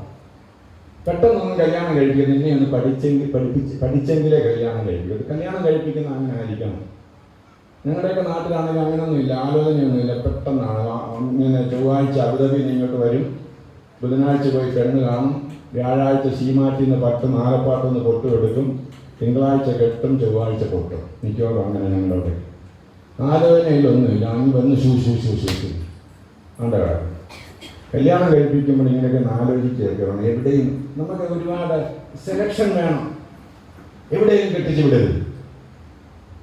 അതൊക്കെ മാതാപിതാക്കൾ വളരെ ശ്രദ്ധിക്കേണ്ടതാണ്. നിന്നെ കെട്ടിച്ചു തരാം, പക്ഷെ നിന്നെ ഒന്ന് പഠിക്കണം. ചെറുപ്പക്കാരനാണ് യാക്കോബ്. അവിടുത്തെ അയാളെ പെണ്ണുമായിട്ട് റാഹേലുമായിട്ടാണ് സ്നേഹത്തിലാകെ ലൈനടിക്കാമെന്ന് പറഞ്ഞ് ഇപ്പോഴത്തെ ന്യൂജൻ കാര്യങ്ങളൊന്നുമില്ല, പണ്ടേ ഉണ്ടതൊക്കെ. അതിൻ്റെ തെറ്റൊന്നുമില്ല. പക്ഷേ ആരെയാണ്, എപ്പോഴാണ്, എങ്ങനെയാണ്, ഇതൊക്കെ നോക്കണം. എല്ലാവരും കയറി അങ്ങ് സ്നേഹിക്കരുത്. ഇപ്പോഴത്തെ തലമുറ എങ്ങനെയാണ്, എല്ലാവരും ആരെയാണ് നോക്കുന്നത്, പിന്നെ അറിയുന്നത് ഓരോന്നൊക്കെ. പെണ്ണ് കെട്ടി പിന്നെ വാട്സാപ്പോ ഇൻസ്റ്റൻറ്റ് എന്നൊക്കെ ഉണ്ടല്ലോ. നീ വന്നോട് കാണും. ഈ 20 വയസ്സിൽ 30 വയസ്സുള്ള പെണ്ണ് വന്നേക്കാണ്. 13 വയസ്സുകാരൻ്റെ ഇൻസ്റ്റൻറ്റ് ഇത് കണ്ടോണം. നീ വന്നപ്പോഴാണ് 13 വയസ്സുള്ളതെന്ന് അറിയുന്നത്. എന്തെല്ലാം ലജ്ജാകരമായ അനുഭവങ്ങളാണ്. യാക്കോബ് പറഞ്ഞു, നിന്നെ ഞാനൊന്ന് പഠിച്ചിട്ട്, ലാബാൻ പറഞ്ഞു, നിന്നെ ഒന്ന് പഠിച്ചിട്ട് ഞാൻ കെട്ടിക്കത്തുള്ളൂ. ഒരു പ്രശ്നവും ഉണ്ടാക്കാതെ യാക്കോബ് ആ വീട്ടിൽ താമസിച്ചു. ചെറുപ്പക്കാരൻ 2 പെൺപിള്ളാരുള്ള വീട്ടിൽ. അതാണ് വിശ്വസ്തത എന്ന് പറയുന്നത്. അതാണ് വിശ്വസ്തത, അതാണ് വിശുദ്ധി. നമ്മുടെ ക്രിസ്തീയ യുവതി യുവാക്കൾക്ക് ഉണ്ടായിരിക്കേണ്ട ഒന്നാണ് ഈ ജീവിത വിശുദ്ധി. ഒരു പ്രശ്നം ഉണ്ടാക്കാതെ, അവകാശങ്ങൾ ഉണ്ടായിട്ട് ഒരു പ്രശ്നം ഉണ്ടാക്കാതെ ജീവിത വിശുദ്ധിയോടെ കാത്ത് അവിടെ ജീവിച്ചു യാക്കോബ്. 7 വർഷം കഴിഞ്ഞപ്പോൾ കെട്ടിച്ചു തരാൻ പറഞ്ഞ് പറയാണ്, അങ്ങനെ ഇവിടെ അങ്ങനെ മൂത്ത പെണ്ണിനേക്ക് ഇളയ പെണ്ണിനെ കെട്ടിച്ചു തരത്തില്ല, തൽക്കാലം നീ മൂത്ത പെണ്ണിനെ കെട്ടിക്കോ, ചെറിയൊരു കോങ്കണ്ണുണ്ടെന്നേ ഉള്ളൂ, സാരമില്ല കെട്ടാൻ പോകും. പിന്നെ നീ ആയതുകൊണ്ട് 7 വർഷം കൂടെ കഴിഞ്ഞാൽ അടുത്തതിനെയും കെട്ടിത്തരാമെന്ന് സുന്ദരി. അങ്ങനെ 7 14 വർഷം 2 ഭാര്യമാർ. അപ്പോൾ ലാഭ പറഞ്ഞ് 2 പെണ്ണുങ്ങളെ കൊണ്ട് നീ എന്തോ ചെയ്യാനുള്ളത്, അതുകൊണ്ട് ഒരു ആടുമാടുകളെ പോയിട്ട് 6 വർഷം കൂടെ ജോലി, അങ്ങനെ അതും കിട്ടി, ഒത്തിരി ആടുമാടുകളും കിട്ടി. 20 വർഷം 2 ഭാര്യമാര്, വെപ്പാറ്റിമാർ, ആടുമാടുകൾ, പിള്ളേര്, പിറങ്ങിണി. ദൈവത്തെ കുറിച്ച് അങ്ങ് മറന്നുപോയി. എന്തോ തീരുമാനിച്ചോണ്ട് അങ്ങോട്ട് പോയത്, എന്നോട് പോയാൽ ദൈവവഴിയിലായിരിക്കും, ഞാൻ കിട്ടുന്നതൊക്കെ ദശാംശം കൊടുക്കും, അവൻ എനിക്ക് പിതാവായിരിക്കും, ഞാൻ എന്തോ തീരുമാനമായിരുന്നു, ഭയങ്കര തീരുമാനമായിരുന്നു. 2 സ്ത്രീകളെയും കണ്ട് ആടുമാടുകളെയും കണ്ടപ്പോൾ മാനസാന്തരമാണ്, മറന്നുപോയി. പ്രിയപ്പെട്ടവരെ, ഈ ലോകത്തിന്റെ ഒഴുക്കിനനുസരിച്ച് നീന്തരുത്. ലോകത്തിന്റെ മ്ലേച്ഛ നിന്നെ കീഴ്പ്പെടുത്താൻ ഇടയാക്കരുത്. തീവ്രതയോടെ തീരുമാനിച്ചിട്ട് മാനസാന്തരത്തിന്റെ അനുഭവത്തിൽ ജീവിക്കേണ്ടവരായ നമ്മൾ ലോകത്തിന്റെ വെല്ലുവിളികളെ നേരിടാൻ പഠിക്കണം. 20 വർഷത്തേക്ക് യാക്കോബ് ദർശനത്തെ കുറിച്ച് ഓർത്തേയില്ല. 20 വർഷം കഴിഞ്ഞപ്പോൾ യാക്കോബിന് ദൈവത്തിന്റെ ദൂതൻ പ്രത്യക്ഷനായി. ദൈവത്തിന് വേണ്ടി ജീവിക്കുമെന്ന് പ്രതിജ്ഞ എടുത്തവരെ ദൈവം വിടത്തില്ല, പുറകെ നടന്നു പിടിക്കും. 20 വർഷം കഴിഞ്ഞ് ദൈവത്തിന്റെ പ്രത്യക്ഷതയാണ് 20 വർഷം കഴിഞ്ഞ യാക്കോബിനുണ്ടാവുന്നത്. 20 വർഷം കഴിഞ്ഞ് യാക്കോബേ നീ മടങ്ങണം, നീ ഇങ്ങനെ ജീവിക്കേണ്ടവനല്ല, നീ എനിക്ക് വേണ്ടി ജീവിക്കാൻ തീരുമാനിച്ചവനല്ലേ, നീ ഇങ്ങനെ ജീവിക്കേണ്ടവനല്ല. എന്നെ കേൾക്കുന്ന പ്രിയപ്പെട്ടവരെ, ദൈവത്തിന് വേണ്ടി ജീവിക്കുമെന്ന് പറഞ്ഞിട്ട് ആ രീതിയിലാണോ നിങ്ങൾ ജീവിക്കുന്നത്? ഈ രാത്രി ദൈവത്തിന്റെ ആത്മാവ് നിങ്ങളോട് ചോദിക്കുന്നു, നിനക്കൊരു മടങ്ങി വരവ് ആവശ്യമാണ്. നീ തീരുമാനമെടുത്ത അനുഭവത്തിലേക്ക് മടങ്ങണം. ആദ്യ സ്നേഹം വിട്ട് കളഞ്ഞൊരു കുറവ് നിങ്ങളെ കുറിച്ച് പറയുവാനുണ്ട്. എന്താണ് ആദ്യ സ്നേഹം? ആദ്യ സ്നേഹത്തിന്റെ ഇംഗ്ലീഷ് ഹണിമൂൺ ലവ് എന്നാണ്. ഹണിമൂൺ ലവ് എന്ന് പറഞ്ഞാൽ കല്യാണം കഴിപ്പിച്ച, നിങ്ങൾ കല്യാണം കഴിച്ച ദിവസമൊക്കെ ഓർക്കുന്നുണ്ടോ? ഓർക്കുന്നുണ്ടോ? അന്ന് കല്യാണം കഴിപ്പിച്ചപ്പോൾ കൈ പിടിപ്പിക്കുമോ? കൈ പിടിപ്പിക്കും. കല്യാണം കഴിപ്പിച്ചപ്പോൾ അച്ഛൻ കൈ പിടിപ്പിച്ചില്ലേ? ബൈബിളൊക്കെ വെച്ച് കൈയൊക്കെ പിടിച്ച് ഒരു രോമാഞ്ചം ഉണ്ടായില്ലേ? ആ രോമാഞ്ചം 90 വയസ്സായാലും ഉണ്ടായിരിക്കണം. അതാണ് ആദ്യ സ്നേഹം. ആ രോമാഞ്ചം 90 വയസ്സായാലും നഷ്ടപ്പെടരുത്. ആദ്യ സ്നേഹത്തിലേക്ക്. അതുകൊണ്ട് ഈ കല്യാണം നടക്കുമ്പോൾ കല്യാണം ക്ഷണിച്ചില്ലെങ്കിൽ നിങ്ങൾ വരണം, ഒന്നാണെന്ന് നിൽക്കണ്ട, ഇതൊക്കെ ഒന്നുകൂടെ കേട്ടേച്ച് പോകണം. നമ്മുടെ ആ പ്രതിജ്ഞ ഒന്നുകൂടെ ഓർക്കാൻ. ആദ്യ സ്നേഹം. യാക്കോബേ നീ തീരുമാനമെടുത്ത തൂണിന്റെ ചുവട്ടിലേക്ക് പോകണം. പ്രിയപ്പെട്ടവരെ, ഒരു പക്ഷേ ഞാൻ മുമ്പേ സൂചിപ്പിച്ചതുപോലെ നമ്മുടെ കുഞ്ഞിന്റെ അസുഖം വന്നപ്പോഴായിരിക്കാം നമ്മൾ തീരുമാനിച്ചത് മാനസാന്തരപ്പെട്ടത്. ഒരുപക്ഷെ നമ്മുടെ തന്നെ രോഗം വന്നപ്പോഴാകാം, ICUവിൽ കടന്നപ്പോഴാകാം, വെന്റിലേറ്ററിൽ കടന്നപ്പോഴാകാം, ലോകത്തെ തീവ്രതയുടെ മധ്യ നമ്മൾ തീരുമാനിച്ചതാണ്. പക്ഷേ കാര്യം കണ്ടു കഴിഞ്ഞപ്പോൾ അകന്നു പോയിട്ടുണ്ടെങ്കിൽ ഈ രാത്രി ദൈവത്തിന്റെ ആത്മാവ് പറയുന്നു, നീ മടങ്ങണം. ആ തീരുമാനത്തിലേക്ക് നീ മടങ്ങണം. ഈ ദർശനം ഉണ്ടായപ്പോൾ യാക്കോബ് പെട്ടെന്ന് ഭാര്യമാരെ സഹകരിച്ചു. ലാബാന്റെ മക്കൾ സഹകരിച്ചവരെല്ലാവരും കൂടെ ലാബാൻ അറിയാതെ പെട്ടെന്ന് യാത്ര, ദൈവത്തിന്റെ വിളി ഉണ്ടായിട്ട് നിൽക്കാൻ ഒക്കത്തില്ലല്ലോ, പെട്ടെന്ന് യാത്ര തുടർന്ന് മടങ്ങിപ്പോവാണ്. യാക്കോബും മക്കളും എല്ലാം കൂടെ മടങ്ങിയെന്നൊരു 3 ദിവസം കഴിഞ്ഞാണ് ലാബാൻ അറിയുന്നത്. 7ാമത്തെ ദിവസം ഒരുമിച്ചെത്തി. ലാബാനിൽ പോയതിന് പുറകെ 3 ദിവസം കഴിഞ്ഞ യാത്ര തുടങ്ങി 7ാമത്തെ ദിവസം ഒരുമിച്ചെത്തി. ഇപ്പൊ ആർക്കാ സ്പീഡ്? അമ്മായിപ്പനാണോ വരുമാനാണോ? അമ്മായിപ്പനാണ് സ്പീഡ് കൂടുതൽ, പ്രായക്കൂടുതലാണ്. കാരണം ഈ മുന്നോട്ട് കുതിക്കുന്ന ദൈവമക്കളെ പിന്നോട്ട് പിടിക്കുന്ന ശക്തിക്കാണ് സ്പീഡ് കൂടുതൽ. നമ്മൾ ദൈവത്തിന്റെ വിളികേട്ട് കുതിക്കണമെന്ന് ആഗ്രഹിക്കുമ്പോൾ ഈ ലോകത്തിന്റെ ശക്തിയെ നമ്മളെ പിന്നോട്ട് പിടിക്കും. ഭഗവാൻ ശ്രീബുദ്ധന് ബോധോദയം വന്നപ്പോഴുള്ള സംഭവത്തെ കുറിച്ച് ഞാൻ വായിച്ചിട്ടുണ്ട്. അദ്ദേഹത്തിന് ബോധോദയം വന്നത് ബോധഗയായിൽ വെച്ചാണ്. അവിടുത്തെ മാതാക്കളുടെ വികാരിയെ ഞാൻ പ്രവർത്തിച്ചിട്ടുണ്ട്. അദ്ദേഹത്തിന് ബോധോദയം വന്നു, ദൈവം വിളിക്കുന്നു. ആ ദൈവത്തിന്റെ വിളി അസഹ്യമായപ്പോൾ, ഭയങ്കരമായ ദൈവവിളി ഉണ്ടായപ്പോൾ അദ്ദേഹം കൊട്ടാരം വിടാൻ തീരുമാനിച്ചു. അദ്ദേഹത്തിന്റെ ധ്യാനത്തിന് ശേഷം കൊട്ടാരം വിടാനുള്ള സുധീരമായ തീരുമാനത്തോടെയാണ് അദ്ദേഹം കൊട്ടാരത്തിലെത്തിയത്. എല്ലാം ഉപേക്ഷിച്ച് പോവാണ്. കൊട്ടാരത്തിലെത്തിയപ്പോൾ അദ്ദേഹം പറയാണ്, കൊട്ടാരത്തിന്റെ വാതിക്കൽ അദ്ദേഹത്തിന്റെ പ്രിയപ്പെട്ട ഭാര്യ, സുന്ദരിയായ യുവതിയായ ഭാര്യ 1.5 വയസ്സുള്ള മോനെ എടുത്തോണ്ട് ഇങ്ങനെ ഒക്കത്ത് വെച്ചുകൊണ്ട് ആ കൊട്ടാരത്തിന്റെ വാതിക്കൽ നിൽക്കുന്നു. അദ്ദേഹം പറഞ്ഞിരിക്കാൻ, ഞാൻ അങ്ങോട്ട് നോക്കിയേയില്ല. ഞാൻ അങ്ങോട്ട് നോക്കിയാൽ ദൈവത്തിന്റെ വിളി എനിക്ക് അനുസരിക്കാൻ ഒക്കത്തില്ല. പലപ്പോഴും പ്രിയപ്പെട്ടവരെ, ഈ ലോകത്തിന്റെ പിന്നോട്ടുള്ള പിടി വളരെ അസഹ്യമാണ്, ശക്തിയുള്ളതാണ്. 7-ാമത്തെ ദിവസം ഒരുമിച്ചെത്തിയിടത്ത്, ലാബാൻ യാക്കോബിനെ കണ്ടുമുട്ടിയിടത്ത് 31-ാം അധ്യായം 45-ാമത്തെ വാക്യം. ഉൽപ്പത്തി 31:45.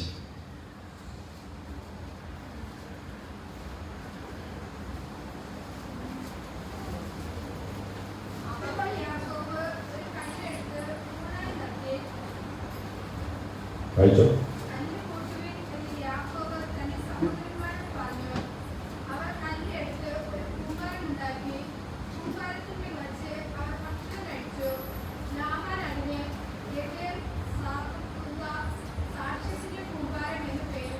രണ്ടാമത്തെ കൽത്തൂണാണ്, യാക്കോബിന്റെ കൽത്തൂണാണ്. എവിടെയാണെന്നറിയാമോ? യാക്കോബ് ലാബാനോടെ കണ്ടുമുട്ടിയിടത്ത്. ലാബാനോട് ദൈവം പറഞ്ഞു, എന്റെ ചെറുക്കനെ തൊട്ടേക്കരുത്, അവൻ എന്റെ വിളി കേട്ടിറങ്ങി തിരിച്ചവനാണ്, അവന്റെ മേൽ കൈവെക്കരുത്, അവനോട് എനിക്ക് യാതൊരു സമ്പർക്കവും ഇല്ല.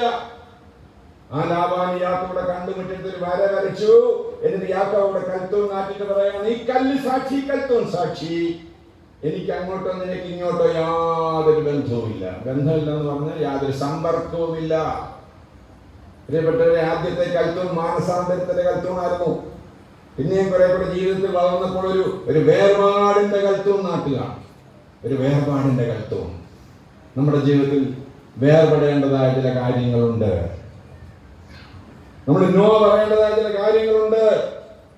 ദൈവിക വളർച്ചയ്ക്ക് തടസ്സമായി നിൽക്കുന്നതിനോട് നോ പറയാൻ നമുക്ക് സാധിക്കണം. ഗുണത്തിനാകട്ടെ ദോഷത്തിനാകട്ടെ, ഞാൻ അങ്ങോട്ടോ നീ ഇങ്ങോട്ടോ വരാതിരിക്കത്തക്കവണ്ണം ഇതെനിക്ക് നിനക്ക് മധ്യേ സാക്ഷ്യമായിരിക്കട്ടെ. ലാബാൻ അതിന് സാക്ഷ്യത്തിന്റെ കൂമ്പാരം എന്ന് പേരിട്ടു.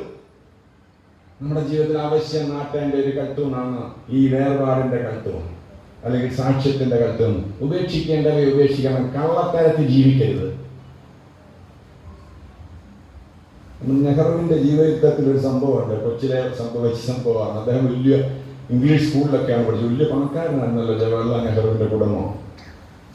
മോട്ടിലാൽ നെഹ്റു വലിയ പണക്കാരാണ്. അത് വലിയ ഇംഗ്ലീഷ് സ്കൂളിലാണ് പഠിച്ചത്. അന്നേ ടൈയും കോട്ടും ഒക്കെയുള്ള സ്കൂളാണ്, ഷൂസും ഒക്കെ ഇട്ട്. അന്ന് എത്രയോ വർഷങ്ങൾക്ക് മുമ്പ് ഒരു ദിവസം മഴക്കാലത്ത് നെഹ്റു കൊച്ചു കുട്ടിയാക്കി പഠിക്കുന്ന ക്ലാസ്സിൽ പഠിക്കുന്ന അവിടെ ഒരു ഭയങ്കര ദുർഗന്ധം. അപ്പൊ അത് ടീച്ചർ കണ്ടുപിടിച്ചു, ഈ നെഹ്റുവിന്റെ സോക്സ് നനഞ്ഞതാണ്, അതിന്റെ ദുർഗന്ധമാണ്. നെഹ്റുവിനോട് പറഞ്ഞു, പോയി സോക്സ് മാറ്റിയിട്ട് പാടാമോ? നെഹ്റു പോയി സോക്സ് ഒക്കെ മാറ്റിയിട്ട് വന്നു. പക്ഷെ പിന്നെയും ദുർഗന്ധം. എന്താ പറയുക, നെഹ്റു പോയി സോക്സ് മാറ്റിയെന്നേ ഉള്ളൂ, പക്ഷെ അത് പോക്കറ്റിൽ ഇട്ടുണ്ടാവുന്നു. നമ്മൾ പലപ്പോഴും ഇങ്ങനെയാണ്. നമ്മൾ ചിലപ്പോൾ ഉപേക്ഷിക്കും, പക്ഷെ അത് പോക്കറ്റിൽ ഇട്ടേക്കും. തക്ക സമയമാണ് നമ്മളെടുത്ത് ഉപയോഗിക്കും. അതല്ല മാനസാന്തരം. ഒരു വേർപാടിൻ്റെ അനുഭവം ഉണ്ടാകും. ഞാൻ പ്രവർത്തിച്ചിരുന്ന ഒരു പള്ളിയിൽ വളരെ ആക്റ്റീവായിട്ടിരുന്ന ഒരാൾ പെന്തക്കോസിൽ പോയി. ഇതൊന്നും പോരാ, ഭയങ്കര ആത്മീയ മുഖത്ത് പെന്തക്കോസിൽ പോയത് ഞാൻ അറിഞ്ഞു. ഞാൻ അവിടെ ട്രാൻസ്ഫറായി കഴിഞ്ഞാണ് പോയത്. അത് കഴിഞ്ഞ് ഞാൻ ഒരിക്കലും ആ സ്ഥലത്തൂടെ സ്കൂട്ടറിൽ പോകുമ്പോൾ ഈ പുള്ളിയെ കണ്ട് ഞാൻ ബസ് സ്റ്റോപ്പിൽ നിൽക്കുന്നു. ഞാൻ നോക്കിയപ്പോൾ കയ്യിലൊരു സിഗരറ്റ് ഉണ്ട്. എന്നെ കണ്ട് ഇങ്ങനെ പുറകിലോട്ടാണ് പിടിച്ചു. എനിക്കന്ന് അത്യാവശ്യമായിട്ട് അങ്ങോട്ട് പോകേണ്ടതാണ്. ഈയുടെ കയ്യിലിരിക്കുന്നത് കട്ടിയുടെ കൈ കൊള്ളട്ടെന്ന് ഞാൻ അവിടെ നിന്ന് വർത്തമാനം പറഞ്ഞു. ബന്ധമുണ്ട് വിശേഷം, അമ്മ എങ്ങനെയും മകളെന്തോ ഇരിക്കുന്നതൊക്കെ. ഒരു കൈ പൊള്ളിയൊക്കെ താഴെ ഇങ്ങനെ ചവിട്ടച്ച ഒരു ബലഹീനതയാ, പ്രാർത്ഥിക്കണേ. മൊത്തമായി നിന്നപ്പോൾ അത് പാപോ ഇപ്പൊ ബലഹീനതയായിട്ട് മാറും. ഉപേക്ഷിക്കണം. സഭ മാറുന്നത് കാര്യമില്ല. ചെറുതനം പഠിച്ച് CSI പഠിച്ച അസംബ്ലീസ് ഓഫ് ഗോഡിലോട്ട് വെച്ചാൽ അവിടെ ചൊറിച്ചിൽ കൂടുമെന്നല്ല, അത് വലിയ ചൊറിച്ചിൽ മാറും.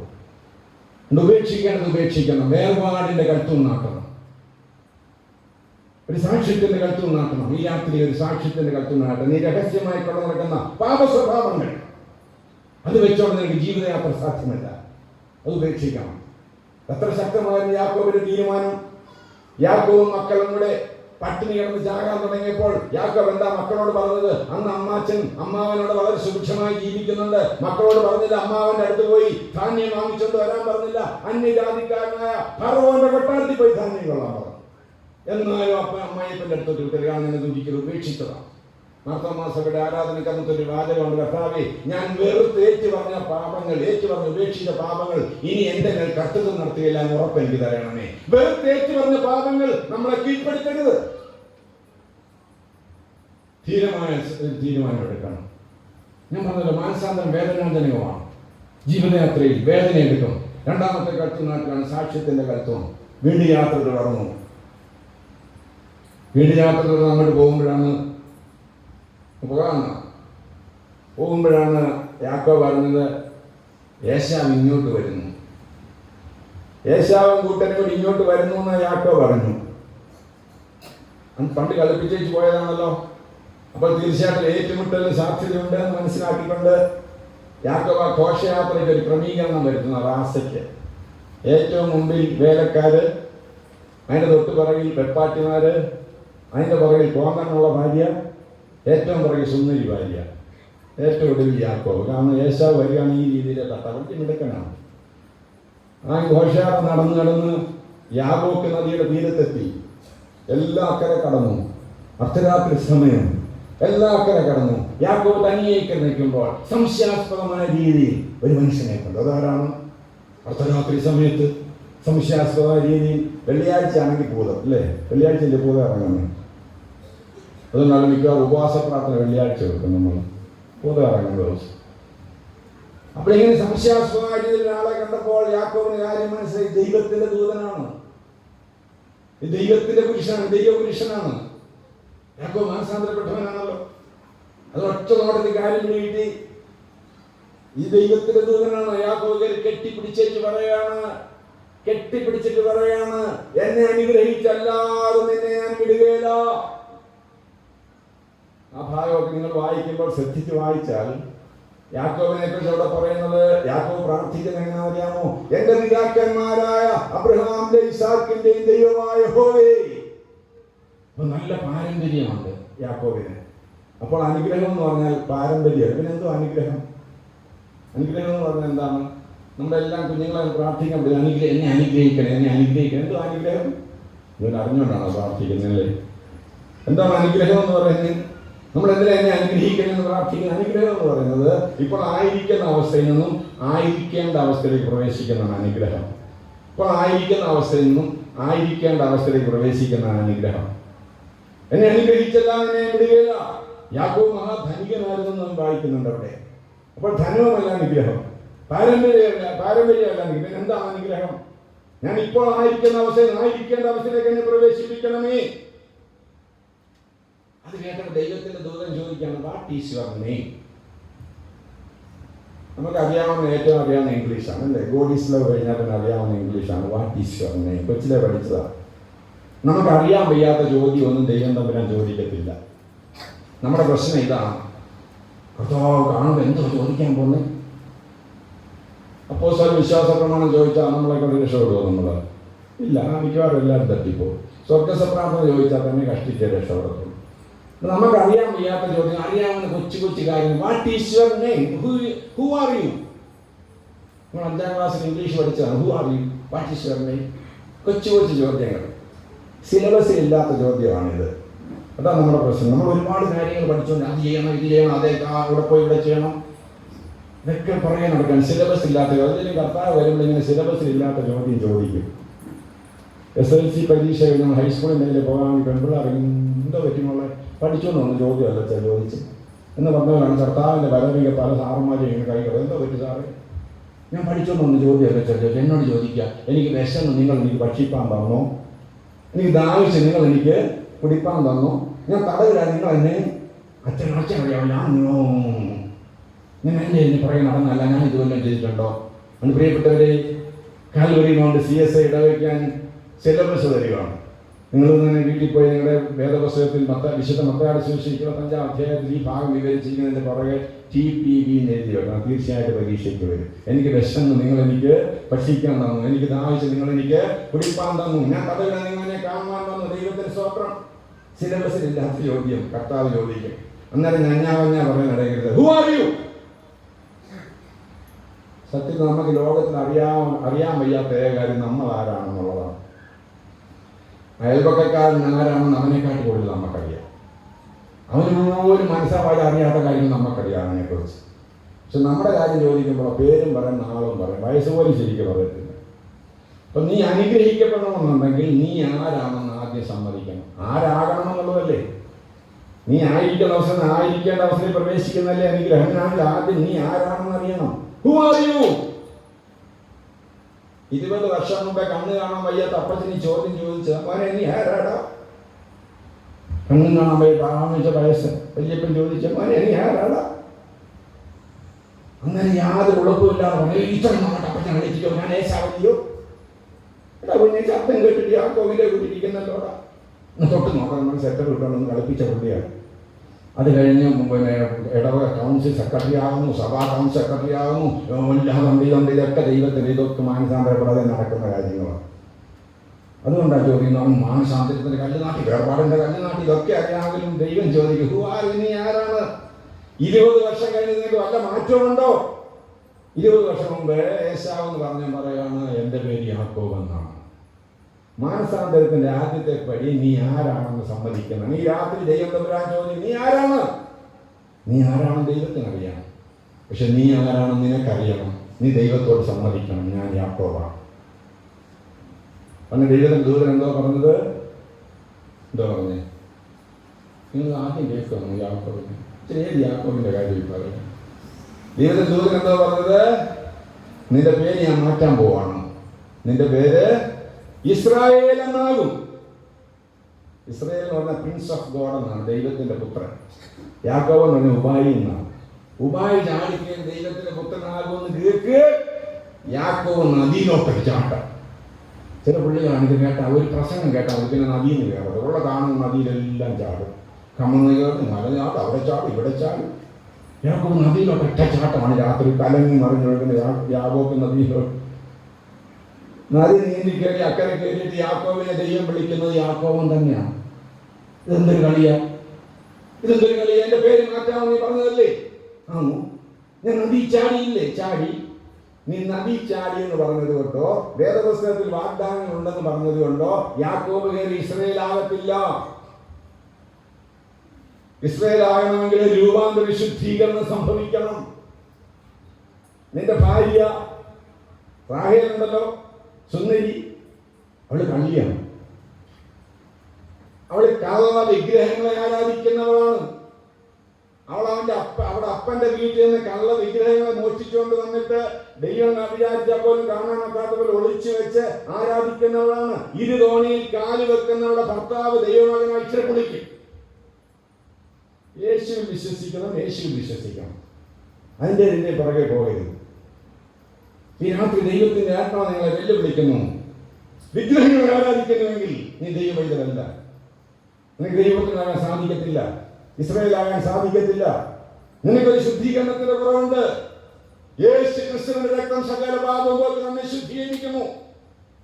അപ്പോൾ നല്ലവനായാൽ പോരാ, ജീവിതത്തിലെ കാര്യങ്ങൾ ഉപേക്ഷിച്ചാൽ പോരാ, ഒരു ശുദ്ധീകരണം പ്രാപിക്കണം. 31-ാം അധ്യായം 35-ാം അധ്യായം 14-ാമത്തെ വാക്യം. 35-14.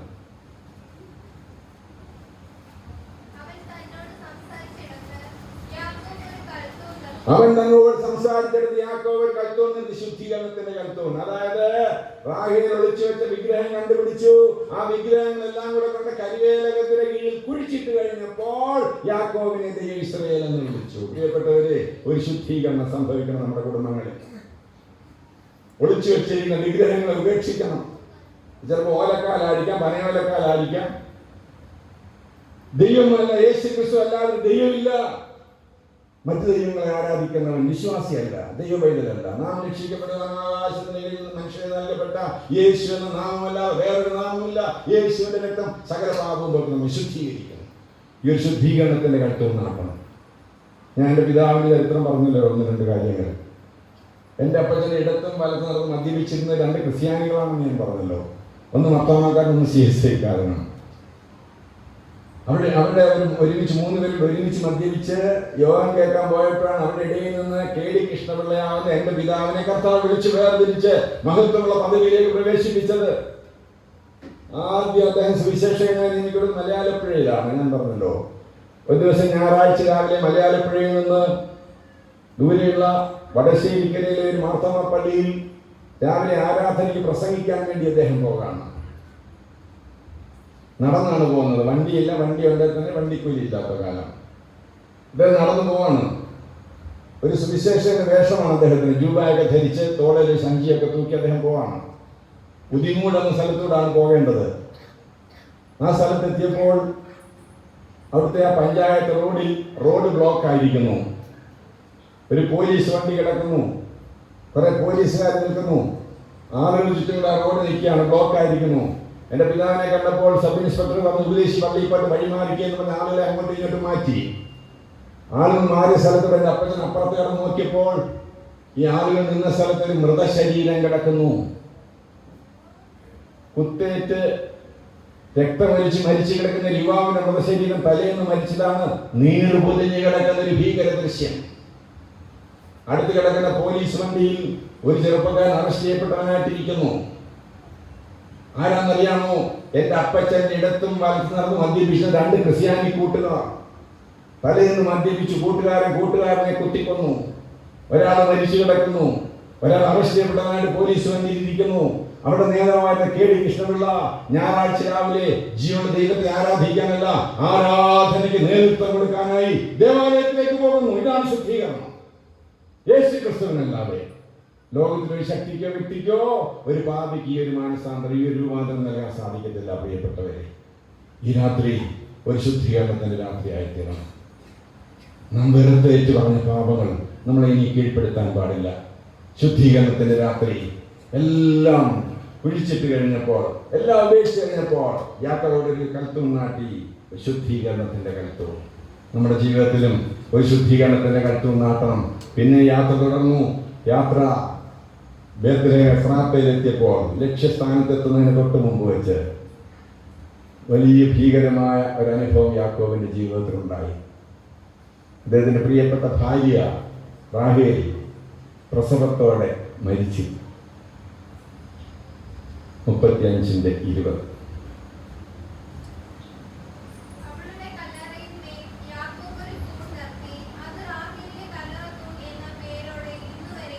തന്റെ പ്രിയപ്പെട്ട ഭാര്യ, താൻ സ്നേഹിച്ച ഭാര്യ തനിക്കൊരു പൈതലിനെ നൽകിയിട്ട് മരണപ്പെട്ട ഭീകരമായ അനുഭവം യാക്കോബിന്റെ ജീവിതത്തിലുണ്ടായി. ഏതൊരു പ്രായത്തിലാണെങ്കിലും ജീവിത പങ്കാളിയുടെ വേർപാട് വേദനാജനകമാണ്. ഒരു പക്ഷിയുടെ ചിറക് ഒടിഞ്ഞു പോയതുപോലെയാണ് ജീവിത പങ്കാളിയുടെ വേർപാടുണ്ടാക്കുന്ന അനർത്ഥം. ഇപ്പൊ നിങ്ങൾക്ക് എന്നോടൊരു ചോദ്യം ചോദിക്കാൻ അവകാശമുണ്ട്. എന്താണ് വെച്ചാൽ, വിളിച്ച് വേർതിരിക്കപ്പെട്ടവൻ, മാനസാന്തരപ്പെട്ടവൻ, സാക്ഷ്യത്തിന്റെ അനുഭവത്തിൽ, വേർപെട്ട അനുഭവത്തിൽ ജീവിക്കുന്നവൻ, ശുദ്ധീകരണം പ്രാപിച്ച ദൈവത്തിന്റെ ജീവിതത്തിൽ ഇങ്ങനെയുള്ള വേദനയുടെ അനുഭവം ഉണ്ടാകാമോ? ചോദിക്കാൻ നിങ്ങൾക്ക് അവകാശമുണ്ട്. പക്ഷെ അതിന്റെ ഉത്തരം ഉണ്ടാകും എന്ന് തന്നെയാണ്. ലോകത്തിൽ നിങ്ങൾ കഷ്ടമുണ്ട് എങ്കിലും ധൈര്യപ്പെടുകയും, ഞാൻ ലോകത്തെ ജയിച്ചിരിക്കുന്നു. കഷ്ടങ്ങളും പ്രയാസങ്ങളും ലോക ജീവിതമാണ് ദൈവം നമുക്ക് അനുവദിച്ചിരിക്കുന്നത്. കഷ്ടത എന്ന് പറയുന്നത് ദൈവത്തിന്റെ ശാപമൊന്നുമല്ല. കഷ്ടതയിലൂടെ ദൈവനാമം മഹത്വപ്പെടുത്താൻ ദൈവം ആഗ്രഹിക്കുന്നു. സ്വർണം ശുദ്ധിയുള്ളതായി തീരുന്നത്, കൂടുതൽ ശുദ്ധിയുള്ളതായി തീരുന്നത് കൂടുതൽ പ്രാവശ്യം അഗ്നിയിലൂടെ കടന്നു പോകുമ്പോഴാണ്. കഷ്ടതയ്ക്ക് മാത്രം നമ്മളെ പഠിപ്പിക്കാനൊക്കെ ചില പാഠങ്ങളുണ്ട്. ലോകത്തിൽ ഏറ്റവും നല്ല മണമുള്ള സുഗന്ധമുള്ള പുഷ്പങ്ങൾ വിരിയുന്നത് എപ്പോഴാണ്? ഗന്ധരാജനും പാരിജാതവും ഒക്കെ വിരിയുന്നത് എപ്പോഴാണ്? ഏറ്റവും കൂരിട്ടുള്ളപ്പോഴാണ്. ഏറ്റവും കൂരിട്ടുള്ള അർദ്ധരാത്രി സമയം കഴിയുമ്പോഴാണ് മനോഹരമായി പുഷ്പങ്ങൾ വിരിയുന്നത്. ആ പുഷ്പങ്ങൾ വിരിയുമ്പോഴേ മണം ഇവിടെ എല്ലാം വ്യാപിക്കും. എന്തൊരു മണമാണ്! ആ മണം വരുമ്പോൾ രാത്രി വിരിയുന്ന പൂക്കളാണ് നമുക്ക് തോന്നത്തില്ല. എന്നാൽ പകൽ സമയത്ത് വിരിയുന്ന 2 പൂക്കളുണ്ട്. ഏതൊക്കെയാണ്? 4 മണിപ്പൂവും 10 മണിപ്പൂവും. വല്ല മണമുണ്ടോ? പൂക്കളാണെന്ന് പറഞ്ഞ് നിൽക്കുകയാണ്. പകലാ വിരിയണം. എന്തോ ഗുണം? പ്രിയപ്പെട്ടവരെ, ഇരുട്ടിന് മാത്രം നൽകാൻ വെക്കുന്ന നക്ഷത്രങ്ങളുടെ ശോഭ മനോഹരമായി നമ്മൾ കാണുന്നത് എന്നാണ്? ഏറ്റവും ഇരുട്ടുള്ളപ്പോഴാണ്. അറേബ്യൻ നാടുകളിലെ ഈന്തപ്പഴത്തിന് ഏറ്റവും മധുരം വെക്കുന്നത് എപ്പോഴാണ്? ഏറ്റവും ചൂട് കൂടുന്ന കാലയളവിലാണ്. നമ്മുടെ ജീവിതത്തിൽ ചൂടിന്റെ അനുഭവങ്ങൾ, വേദനയുടെ അനുഭവങ്ങൾ, കഷ്ടതയുടെ അനുഭവങ്ങൾ വരുന്നത് നമ്മളെ ആരെയും തളർത്തി കളയാനല്ല, അതിലൂടെ ദൈവനാമം മഹത്വപ്പെടുത്തുവാൻ ദൈവം ആഗ്രഹിക്കുന്നു. നമ്മുടെ ജീവിതാനുഭവങ്ങൾ ദൈവനാമം മഹത്വപ്പെടുത്തുവാൻ ദൈവം ആഗ്രഹിക്കുന്നു. ആ റാഹേലിനെ റോഡരികിലാണ് അടക്കിയിരിക്കുന്നത്. അവിടെ സന്ദർശിക്കുമ്പോൾ ഇപ്പോഴും കാണാം ബേത്ലഹേം എഫ്രാത്തിൽ ബേത്ലഹേമിലേക്ക് പ്രവേശിക്കുന്ന തൊട്ട് മുമ്പ് റോഡരികിൽ ഒരു കറുത്ത കൽത്തൂൺ ഇന്നും കാണാം. റേച്ചൽസ് ടൂംബ് എന്ന് അതിൽ എഴുതി വെച്ചിട്ടുണ്ട്. 2 പ്രാവശ്യം കണ്ടിട്ട് ഞാനത്. Rachel's tomb. അവളെ അടക്കിയിട്ട് ഒരു കല്ലെടുത്തു നാട്ടി. എന്തിനാ കല്ലെടുത്തു നാട്ടിയത്? പഴയ നിയമപിതാക്കന്മാർ പുനരുദ്ധാന വിശ്വാസികളായിരുന്നതിന് തെളിവായി വേദപണ്ഡിതന്മാർ പറയുന്ന ഈ കൽത്തൂണാണ്. പ്രിയപ്പെട്ടവളെ, നിനക്ക് വിട. നമ്മളിപ്പോൾ താൽക്കാലികമായിട്ട് വിട പറയുകയാണ്. ഇതിനപ്പുറത്ത് നമുക്കൊരു പുനരുദ്ധാനമുണ്ട്, അന്ന് നമുക്ക് കാണാം. ഈ ഒരു പ്രത്യാശ നമ്മുടെ ജീവിതത്തിൽ ഉണ്ടായിരിക്കണം. ഒരു പ്രത്യാശയുടെ കൽത്തൂൺ നാട്ടണം. നിരാശയുടെ അനുഭവങ്ങളുടെ കടന്നു പോകുമ്പോൾ ഈ ലോകം കൊണ്ട്, ഈ മണ്ണും കൊണ്ട്, മരം കൊണ്ട് അവസാനിക്കുന്നതല്ല നമ്മുടെ ജീവിതം. ഇതിനപ്പുറത്ത് നമുക്ക് ഉയർത്തുന്നേൽപ്പുണ്ട്. നമ്മുടെ പ്രിയനെ കണ്ടുപിടുന്ന ഒരു സുദിനമുണ്ട്. കർത്തനോടൊത്ത് വാഴുന്ന നാളുകളുണ്ട്. ആ ഒരു പ്രത്യാശ നിറയാൻ നമുക്ക് സാധിക്കണം. പ്രത്യാശയുടെ കൽത്തൂൺ ജീവിതത്തിൽ നാട്ടണം. CSI ബാംഗ്ലൂർ ഡയോസിസിലെ ഒരച്ഛൻ UTCയിൽ പഠിപ്പിച്ചുകൊണ്ടിരുന്ന കാലത്ത് CSI കർണാടകക്കാരനാണ്. അച്ഛൻ ഒരു മോനേ ഉള്ളൂ, ടോം, 12 വയസ്സ്. ബാംഗ്ലൂരിലെ സ്കൂളിൽ പഠിക്കുകയാണ്. അവൻ സാധാരണ സ്കൂൾ ബസ്സിലാണ് പോകുന്നത് സ്കൂളിലോട്ട്. എന്നാൽ അന്ന് പരീക്ഷ ആയതുകൊണ്ട് അച്ഛൻ അവനെ സ്കൂട്ടറിൽ കൊണ്ടുപോവാണ് സ്കൂളിലോട്ട്. മോൻ പുറകിലിരിക്കുകയാണ്, അച്ഛനെ കെട്ടിപ്പിടിച്ചിരിക്കുകയാണ്. അച്ഛൻ സ്കൂട്ടർ ഓടിക്കുകയാണ്. അച്ഛൻ ഹെൽമെറ്റൊക്കെ വെച്ചിട്ടുണ്ട്. സ്പീഡിൽ പോവാണ്. പോകുന്ന വഴിക്ക് കുറുകെ ചാടിയ ഒരു കന്നുകാലി ഇടിച്ച് സ്കൂട്ടർ മറിഞ്ഞു. അച്ഛന് ഹെൽമെറ്റും ഉണ്ടായിരുന്നു. അച്ഛനെ കണ്ടുകൊണ്ട് മറിഞ്ഞു വീണു. അച്ഛനൊന്നും പറ്റില്ല. പക്ഷേ കുഞ്ഞ് അവൻ്റെ തലയെന്ന് റോഡിലടിച്ചു. വളരെ മാരകമായ മുറിവേറ്റു. പെട്ടെന്ന് ആംബുലൻസ് വരുത്തി അവനെ മടിയിലിരുത്തി അച്ഛൻ സെൻറ് ജോൺസ് മെഡിക്കൽ കോളേജിലേക്ക് കൊണ്ടുപോയി. പോകുന്ന വഴിക്ക് അച്ഛൻ്റെ മടിയിൽ കിടന്നുകൊണ്ട് ആ കുഞ്ഞ് മരിച്ചുപോയി. ഏകമകൻ, 12 വയസ്സുള്ള ടോം, 8ാം ക്ലാസ് പഠിക്കുന്ന കുഞ്ഞ്. അത് സഹിക്കാവുന്നതിനപ്പുറമായ വേദനയായിരുന്നു. കർത്താവിന് വേണ്ടി ആത്മാർത്ഥത പ്രവർത്തിക്കുന്ന ദൈവദാസന്റെ ജീവിതത്തിലുണ്ടായ വേദന. ആ ഇടവകയൊക്കെ നടുങ്ങിപ്പോയി. ആ ദേശം നടുങ്ങിപ്പോയി. ആ ഞായറാഴ്ച അച്ഛൻ്റെ പള്ളിയിലെ ആരാധനയ്ക്ക് അവിടുത്തെ ബിഷപ്പാണ് വന്നത്. CSI ബിഷപ്പ് ആരാധനയ്ക്ക് നേതൃത്വം നൽകി. ബിഷപ്പ് നടത്തിയ ആരാധനയിൽ ഒരു സ്തോത്ര പ്രാർത്ഥന ക്രമീകരിച്ചിരുന്നു. ആ സ്തോത്ര പ്രാർത്ഥനയിൽ അച്ഛനും കൊച്ചമ്മയുടെ മുമ്പിൽ വന്ന് മുട്ടുകുത്തി. ബിഷപ്പ് പിടിച്ചതായ താലത്തിൽ അച്ഛനൊരു വലിയ റോസപ്പ് അർപ്പിച്ചു. ഇന്നലെ ബിഷപ്പ് പിടിച്ചു കൊടുത്ത മൈക്കിലൂടെ അച്ഛൻ പ്രാർത്ഥിച്ചു, ദൈവമേ, ഞങ്ങളുടെ കുഞ്ഞിലൂടെ കഴിഞ്ഞ 12 വർഷം ഞങ്ങൾക്ക് നൽകിയ സന്തോഷത്തിനായി സ്തോത്രം. നീ ഇപ്പോൾ അവനെ തിരികെ വിളിച്ചിരിക്കുക. നിന്റെ സന്നിധിയിൽ അവൻ സന്തോഷവാനായിരിക്കുന്നു എന്ന് ഞങ്ങൾക്കറിയാം. നിന്റെ അടുത്ത് ഞങ്ങളുടെ കുഞ്ഞിനെ കാണുന്നത് വരെ തകർന്നു പോകാതെ ഞങ്ങളെ സൂക്ഷിച്ചോണെന്ന് പ്രാർത്ഥിച്ച അച്ഛനെയും കൊച്ചമ്മയും എനിക്കറിയാം. പ്രിയപ്പെട്ടവരെ, ജീവിതത്തിൽ വേദനയുണ്ടാകാം, ഭാരങ്ങളുണ്ടാകാം, പ്രയാസങ്ങളുണ്ടാകാം. ആ അനുഭവങ്ങളെയും പ്രത്യാശയോടെ നേരിടുന്നവനാണ് ഒരു വിശ്വാസം. ഈ കൽത്തൂണുകൾ പിഴുതുപോയിട്ടുണ്ടെങ്കിൽ ഈ രാത്രി ഒന്നുകൂടെ പുനഃപ്രതിഷ്ഠിക്കുന്ന ദിവസങ്ങളായി തീരട്ടെ. ഇതുവരെയും ഈ കൽത്തൂണുകൾ നാട്ടിയിട്ടില്ലെങ്കിൽ ഒരു മലയാള വർഷം അവസാനിക്കാൻ പുതിയൊരു